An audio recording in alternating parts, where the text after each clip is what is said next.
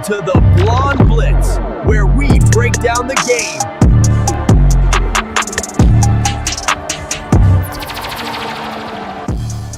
Hey everybody, it is Blonde Blitz time. Let's go.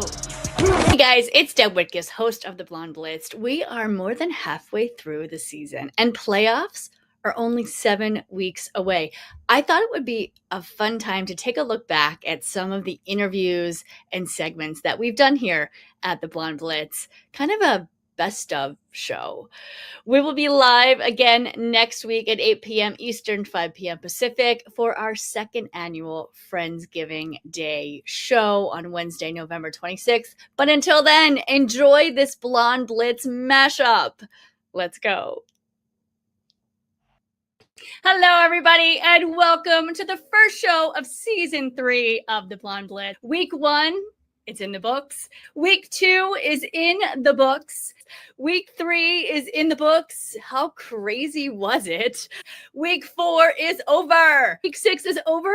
Week 7 is in the books, everybody.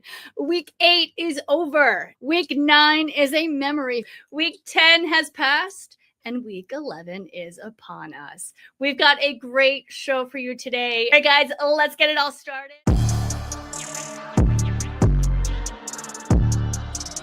Women in Sports, Shay Holland, HGTV designer to the athletes, and I were interviewed by Spectrum One News in Los Angeles about the roles women play in sports media. Check it out. Lines in the studio or sitting at home, women are changing the game on how sports are covered. Our Ray Williams is in studio, and she has more on the story. Good morning, Ray. Yeah, Kelvin, good morning. For decades, sports media has been built around men, but women are claiming their space not only on the mic, but in the audience, infusing lifestyle, fashion, and so much fun mixed right in with the nuts and bolts of the sport itself. So I went to find out what exactly is in the playbook. Exactly. The mics open and the voices of 2 sports podcasters fill the set at Studio Place LA. But Shay Holland and Deb Whitcas aren't just making conversation. They're part of a growing wave of women changing how sports are talked about and who they're talking to. And for Deb, who is the creator and host of the NFL podcast, The Blonde Blitz, it's about time. 44%, if not more, of NFL fans are women. And so it's just great that the media is now focusing stories and focusing content for women. And I just never thought when I was younger I would ever see this day. And I'm so excited that it's here. A study by Wasserman's The Collective estimates that 75% of women are sports fans. Deb says that shift also proves what women have always known. Everyone thinks, oh, you're a woman, you don't know sports. Like, no, that's so not true. Sometimes the women know sports sometimes as well as, if not better than the men. We get the X's and O's, and I think the media knows that. For fans less focused on touchdowns and tackles, Shay offers a different angle, bringing her background as an HGTV host to the arena. This was just the perfect timing and the perfect way to be able to say, okay, how do you set up your home for the watch party?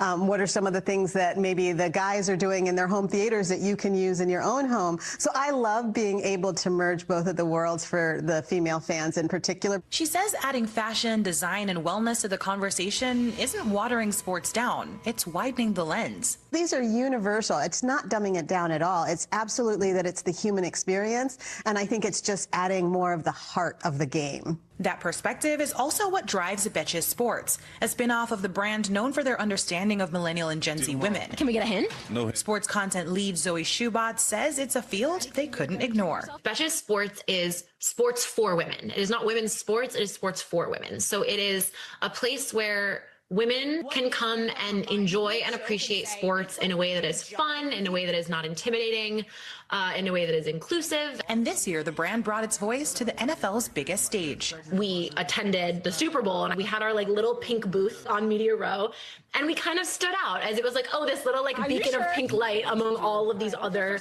media sources. And I'm so excited for the day when there is not just one little pink booth there, but when there are multiple. And I think that it's creating kind of a level of depth to sports coverage that we haven't really seen before. And Shay agrees, female fandoms can only lead to bigger connections. Sports is a great unifier, just like our homes are a great unifier. Just like we invite people to our homes oftentimes, we want to gather together. What better way to do that than around sports? The next play in sports, women shaping the coverage and the crowd. Industry watchers say the shift isn't slowing down. It's actually the start of a permanent change in how sports are covered. I personally love this, especially the fashion side of it, the courtside fashion, the players' fashion. I think it's a great time to be a sports fan, especially as a woman. Yep. Well, I have no disagreement there, Ray. Thank you so much. Reports lately that women don't belong in football. I wanted to get your thoughts on that, and cursing is allowed. Oh, there's a lot of cursing I could do on this one, but I will try and keep it relatively PG-13. Right. And I'm going to make it general, not the specific. The first one I would say for any woman who's criticized, because that's all of us, right? Whether you're in sports journalism or in the front office or on the field, for some reason, there's this manosphere conversation in which they feel like it should be 100% guy, right? Like that rock that he crawled out from under to like shout out like, no girls allowed ever, not one. It's like boys no and girls matter. have cuties or something. Like there is not one possible girl who could be good in this thing, right? Like that to me is a hard thing to say, right? So that would be one. Two, it would be consider the source. That's this person who's saying things about all women. No women should ever be in the manosphere of coaching, front office, media.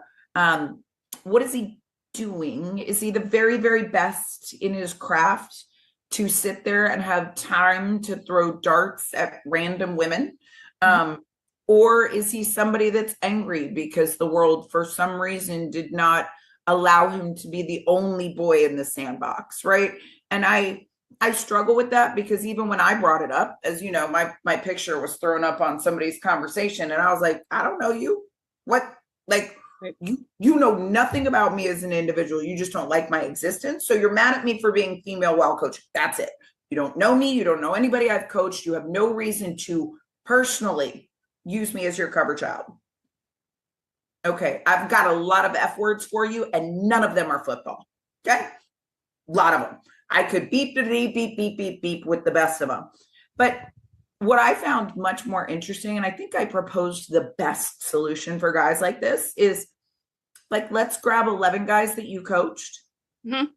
I'll grab 11 players that I've coached, right? And let's see who really wins this thing. What made you include NFL in a women's flag football book? Flag football is just being taken from the NFL and like being taken from the game of boys tackle.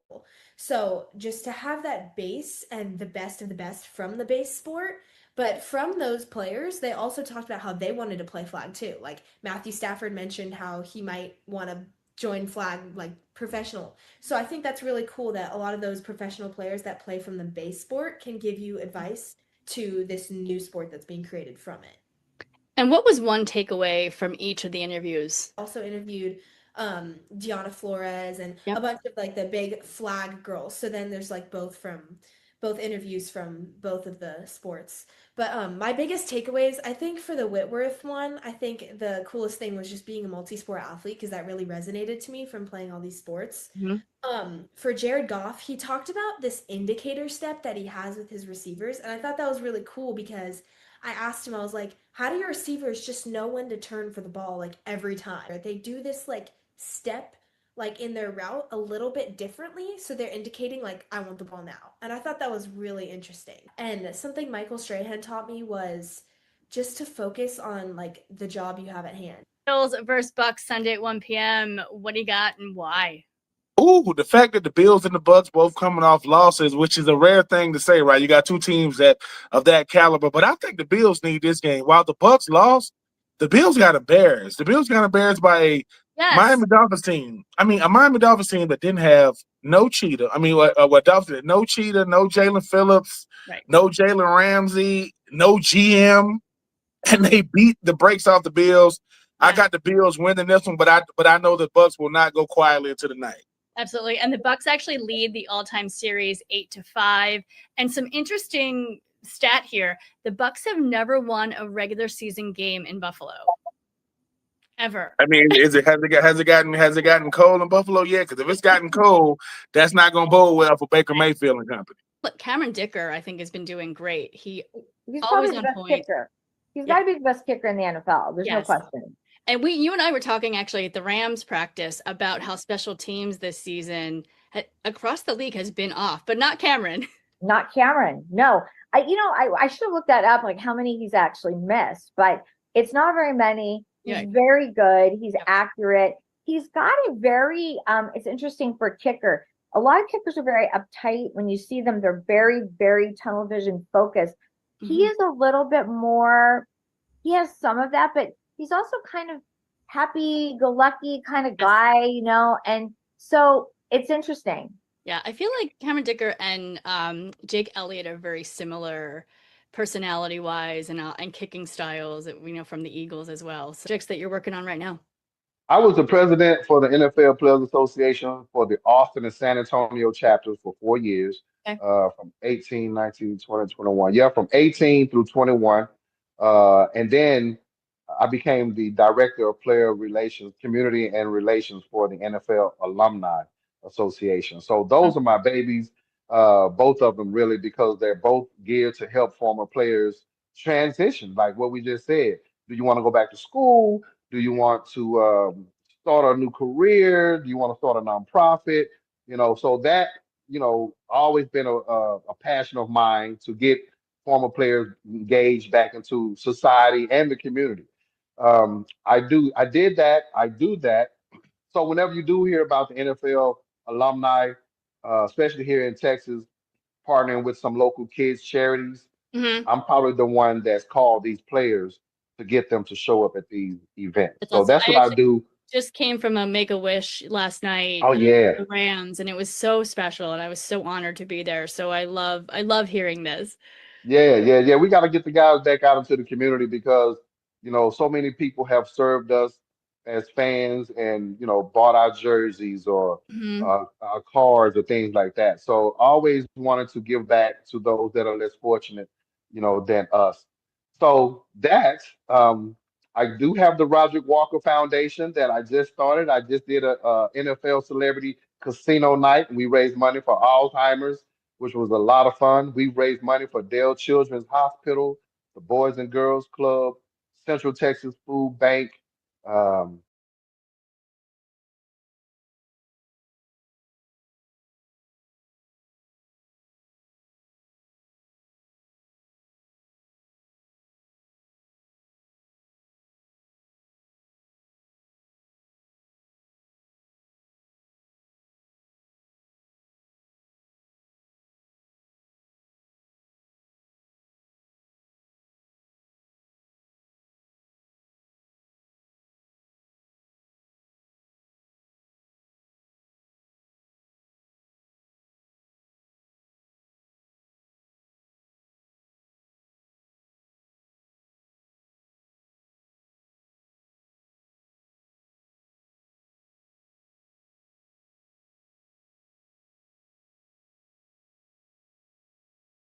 Yeah.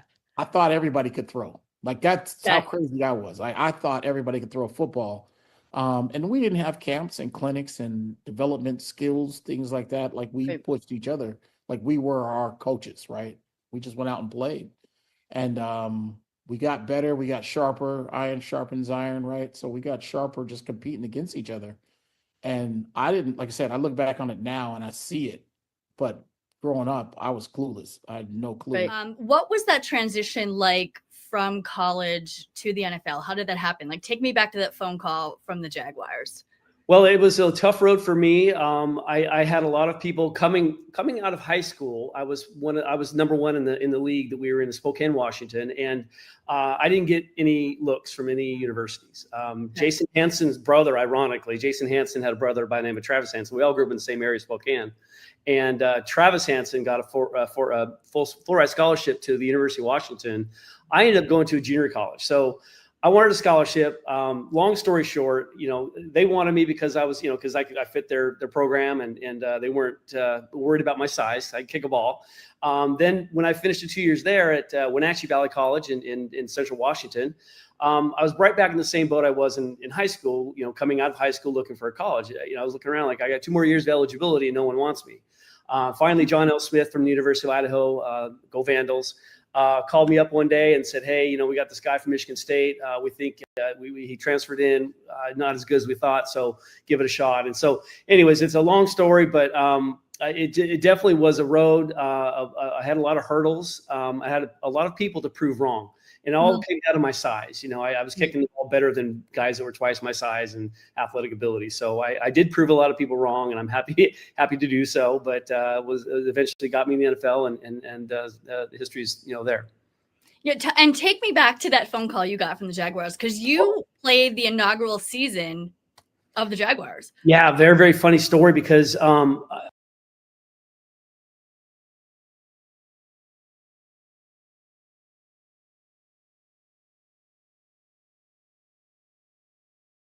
wanted me back in San Diego, but I told him, I said, listen, Jacksonville expressed an interest. I got a much better shot of getting the starting job in Jacksonville than I did in San Diego because of John Carney.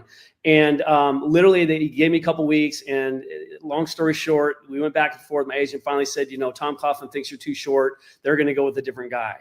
And so I'm like, whatever. That, by the way. It was crazy. It's a crazy story. And so I'm thinking I'm going to go back to San Diego, and out of the blue, I told my family on a Sunday night, I said, hey, listen, I've held on to San Diego too long. I got to get my ducks in a row. I got to make a decision. Tomorrow morning, I'm going to call San Diego, and I'll go back there. Monday morning, Jaguars called and said, hey, Tom Coughlin wants to see you kick in person. He just doesn't believe that you could actually do what we see on film. So they flew in that Thursday and signed me to the team then. That's wild. So San Diego lost out. Yeah, but I was there the year before, and John Carney had gone to the Pro Bowl that year. So my shots were – I had no shot whatsoever. My chances were very slim. Well, and you said – What's up, everybody? My name is Virginia Sunshine, and I am a professional holistic private chef specializing in clean cuisine, which I lovingly dubbed culinary healthcare. I have been blessed to have some rock stars on my roster, including the legendary Von Miller. But I'm not here to name drop. I am here to help us swap out for the snacks that keep you snatched. Yes, even on game day. So here we go. Of course, we're all sort of sick of hearing just have some hummus and veggies. But truly, it's not a bad idea. It's just there are better swaps. Yes, you can go for cucumbers with your guacamole or carrot slices. But here's what I would suggest. Instead of snacking and filling up on chips and dips and other little mini things, consider game day food your actual meal. So stick to your macros. Make sure you get your proteins, your fat, your veggies, and you should be in really good shape. And with that, I want to introduce to you my buffalo chicken lettuce wraps. These used to be a favorite of some of my rock stars on the teams, and just so happens to be lean, clean snack. So we start with some Boston lettuce, and y'all, I had to take it to the next level with some dill pickle potato chip crusted chicken tenders. Look at these bad boys. These are air fried, easy peasy. Now, I will say, if you do not have time to dredge, well, first of all, clean and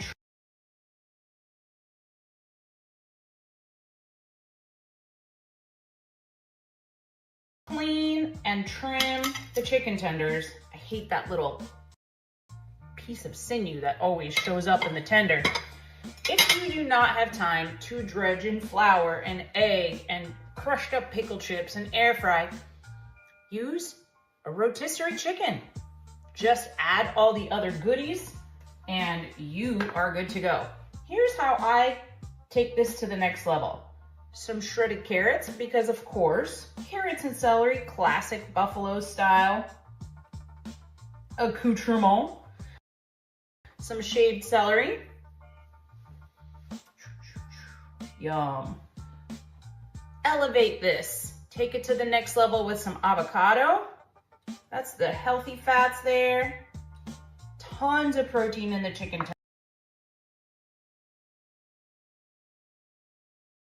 that little extra crunch.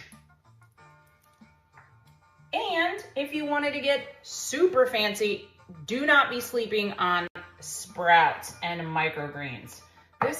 I think this takes the dish to the next level.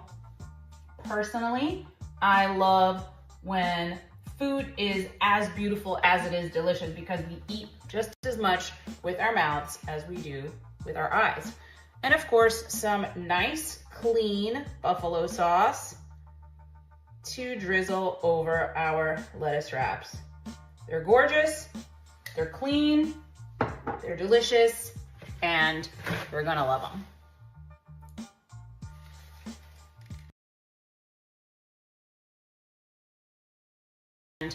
And we're gonna love them.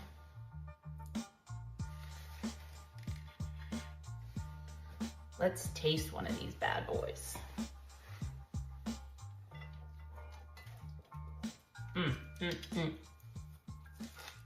Oh God. It's so good. It's creamy, it's crunchy, it's spicy, it's very veggie forward. It's freaking delicious.